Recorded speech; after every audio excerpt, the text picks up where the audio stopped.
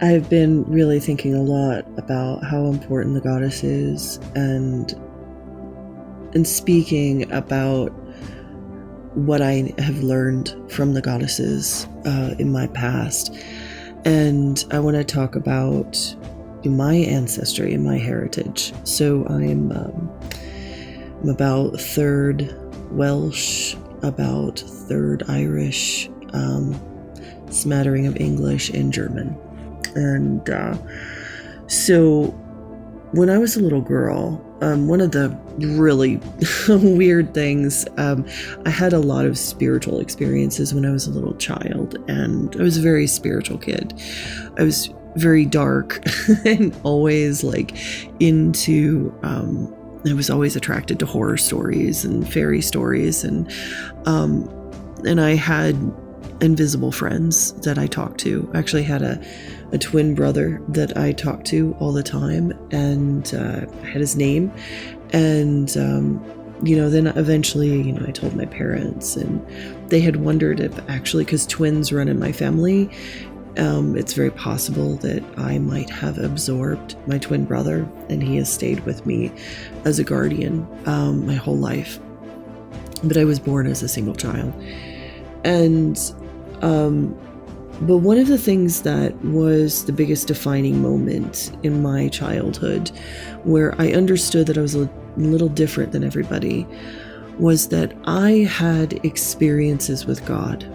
Like, I had actual voices of God to save me, because I, had a bit of a rough childhood, and there were a couple of close calls, and I was saved. I was saved by a voice. I heard a voice.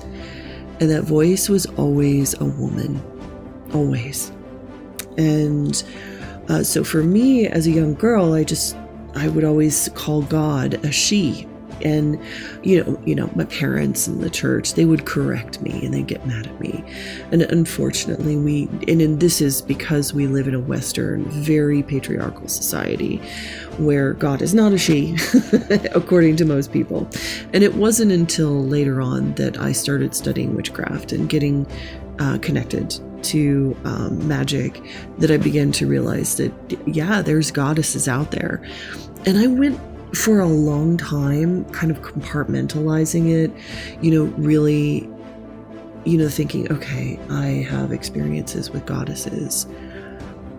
But I've recently become to the realization that it's very possible that God is a she. That the creator, the creatrix, the force that is the source of all knowledge and consciousness is most likely a she. It's most likely a goddess. I mean, look at the way biology is. Look at how women carry 2X chromosomes. And look at the fact that only women can birth children. So only Source can birth a new consciousness. Source is a she, and goddess is a she. And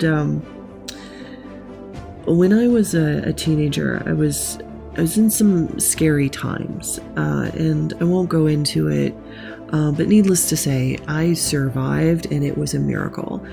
And I didn't know this until much, much later, but my grandpa was born in a place called Armagh, Ireland.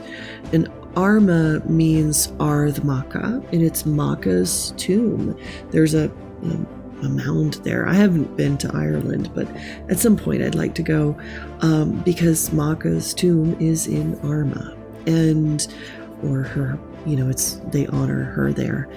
And there was a woman with very dark hair who had come to me in very much spoken an Irish accent, who actually would come to my dreams and tell me exactly what to do to get out of my trouble. And she saved my butt more than I can possibly tell you. So the first goddess that I worked with was the Morrigan. And in fact, when I was a young witch, and back in the 90s, I got a tattoo of the shield of the Morrigan put on me. And it was my first tattoo to honor her because she had saved me so many times. There have been other goddesses, and I want to talk about them, but there have been other goddesses that have saved and protected me in the harshest of times. And I recently posted a video about the protection of the goddesses, and it is through my experience as a woman who has been in some very scary situations in her lifetime that the gods cannot protect us. Only goddesses can. And I have only been protected by goddesses, and gods have only brought trouble. Now, I'm not saying gods are bad. And the thing is, the gods brought trouble, but they brought learning opportunities. They brought people into my life that tested my boundaries so that I would learn how to grow and become more shrewd and more piercing in my intellect, that I would become more protective of what is important for me. The gods sent people who stole from me so that I learned to protect what is the most precious thing. And what I have learned from the goddesses is the most precious thing is my spiritual practice, my joy, this beautiful body that my ancestors gave to me, my voice, my visions, my stories, my experiences. These no one can actually steal from you. They can't steal this from you. They can try, and they can try to convince you and gaslight you that you are incorrect and that you need to give up your life, your happiness, your mental well-being to them. They can certainly try, but that's the aspect of the divine masculine, because the gods, they test us. And I'm going to butcher this because my Gaelic sucks. But in the story of Cuchulainn, when he comes to see the Morrigan, she is walking on a road veiled, and Cuchulainn is a young, brash hero, and he makes fun of her. He disrespects her, and she curses him. And the way she curses him is she treats him like he treated her. So she changes into animals. She changes into a bull. I think she changed into a wolf, into a snake, and she chases him. She kills his friends and companions until he finally relents and apologizes and realizes he has been outwitted and outbested by her. And this is an understanding that, yes, this is what the masculine does. They make fun of us. They taunt us. They try to get us low. And what we do is we shapeshift. We become the bull. We become the snake. We become the eel.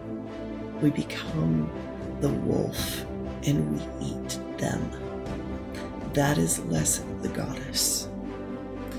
So have heart. There's a lot of powerful goddesses out there.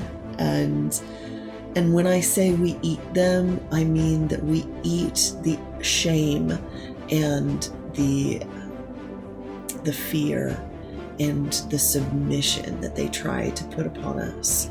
And we don't allow them to silence us. We don't allow them to cower us and make us weak, but just because they feel like they can. The masculine bullies and the feminine grow stronger. And this is what I learned about God. Or I should say Goddess Mama, because God at the source of all things, it is Mama. And she is more powerful than you can possibly imagine. This is a little bit of my story of the Morrigan. She was a great teacher and one of my first. And I've been taught by many goddesses, and I feel very, very lucky to have experiences with them.